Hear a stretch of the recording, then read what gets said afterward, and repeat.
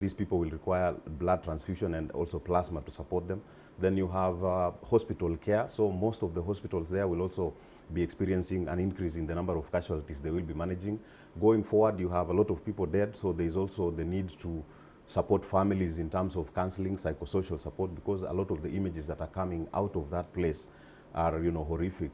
And so most of these people will require that in the short term, and a lot of support going forward, especially when it comes to counseling.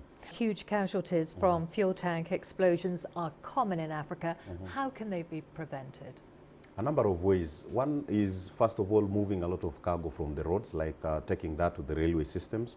But in many of these African countries, what you realize is that most of the railways have been left, so we need to revamp the railway so that we can move a lot of this cargo, and not just fuel, because we have other hazardous materials like acids, which can also be corrosive. So that's one. We also have to move a lot of this cargo also to the pipelines, because this ensures that we have less and less fuel tankers moving on the roads. And the third one is, using the low risk or low exposure routes and time.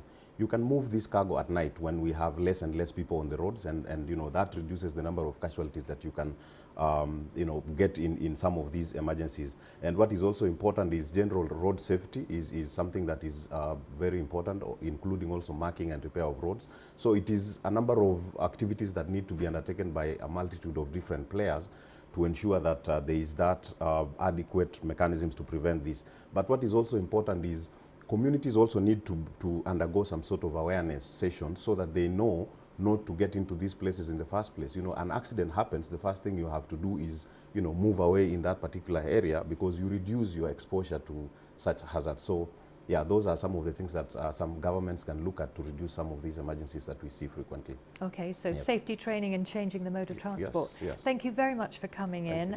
Kelvin Kiprono there, Programme Officer for Emergency Operations at the Kenya Red Cross Society. Thank you.